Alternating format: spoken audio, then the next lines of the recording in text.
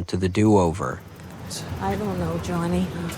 I don't want to talk about it. I don't want to remind myself. The way I felt doesn't conjure up good memories, please. And that's the end of it. I don't want to go into details.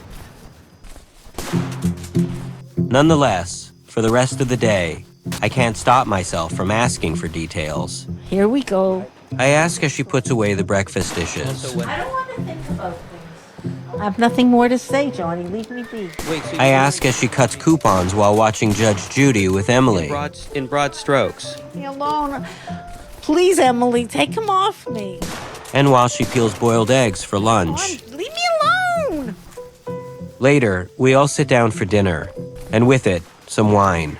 What's wrong with me? I think I'm going off my rocker. My mother rarely drinks wine. Oh my God, how did I get like this? Mom, you just had a glass of wine. I'm gonna be okay.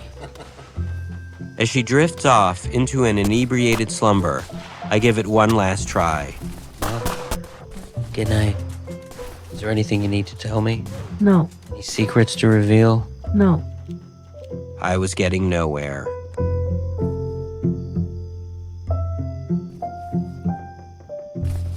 Day 5. All right, you want to change him?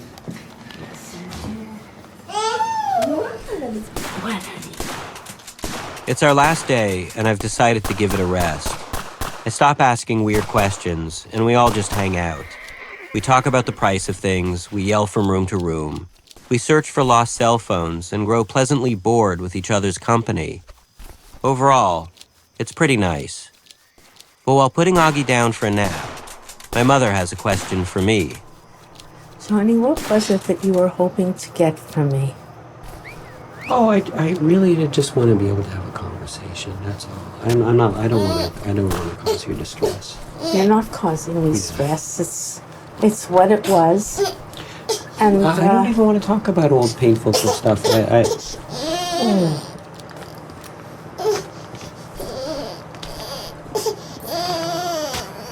What, sweetheart? What? She lays Augie down. She stands over the crib. She starts to say something, but then trails away. What were you saying? No, not when the thing is on. Why? No. Why? Because I want to be cool. All right, I'm going to turn it off then. I was not adopted. I had no secret twin. And my mother had no secret family. There were no murders, no affairs. It turns out that my mother's big secret, the thing that was so hard for her to say, was that she was sorry. For a lot of things. Some small, some not so small. Some I remember, some I don't. Calling me names, screaming at me a lot. How she could have been nicer to my girlfriends. How she used to pull my hair. Hit me. Hitting kids was like the hula hoop back then, I say. A fad. Everyone did it. It wasn't right, she says. Back then, people didn't know better, I say. I should have known better, she says. I forgive you, I say. I don't forgive myself. So I forgive her again, and I mean it. And then, I turn the recorder back on.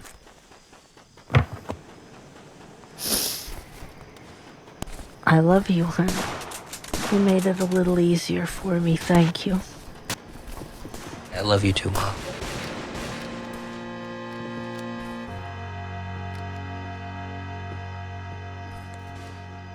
When you become a parent, your whole life changes. But you forget that some things stay the same. I'd been so focused on becoming a better father that I forgot I was still a son. And maybe learning to be a better son is how you become a better dad anyway. I want him to be safe. On the last morning of our visit, my mother and I head to the park. As a kid, the park was someplace I usually went with my grandfather or father. One of the only times I remember going with my mother, 2 collies appeared out of nowhere and began chasing us. I remember we separated and the dogs chased her while I hid behind a tree. I look around the playground. From my own childhood with her, I knew most things were out. Sandbox because someone could have peed in there. Same for the swings, monkey bars, teeter-totters, and merry-go-rounds. But then something surprising happens. Picking Augie up out of the stroller, my mother says, I'll take him down the slide. He's never gone down the slide. Come with Bobby, honey. We'll go down the slide together, okay, honey? You're gonna go with him down the slide? Well, what do you think? I'll put him himself. You're not afraid to go down the slide? Why would I be afraid? I don't know. Okay, be careful. Well, don't Do you want me scare to carry him to you? Yeah. Now you got me nervous. I wasn't afraid. Be careful. But what's there to be afraid? I don't know. My mother hands me back Augie, and, holding onto the railing, she carefully climbs the steps to the top of the slide. When she gets there, I climb up too and hand Augie back to her. With hesitation, she positions him onto her lap, and I run around to the bottom of the slide to await their arrival. And you stand there and catch us. In case. And then, Dina lets go. You're gonna go down. Woo! Woo!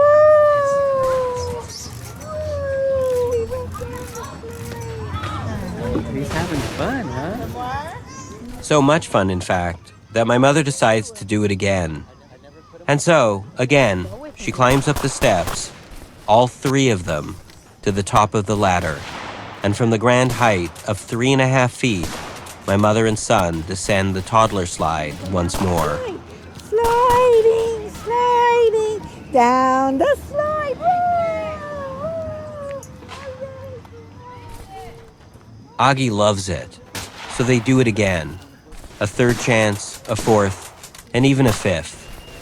Then we move on to the bouncy caterpillar, the rope bridge, and the swings. Swingy, swingy, Augie's going swingy. The itsy bitsy spider went up the water. Parenthood is like a redo of your own childhood, and grandparenthood is like a redo of that. That's all life is, learning and relearning the same lessons over and over. All of us, like those itsy-bitsy spiders, crawling up endless water spouts, trying to make just a little more progress each time we set out. There's comfort in knowing that no one ever gets it right, no matter how many chances we get. But hopefully, at least a few things go right. A few purely kind gestures somehow get through. And for everything else, we ask for forgiveness. And if we're lucky, we'll receive it. And if we're luckier, we'll forgive ourselves too. And the horror and face ache.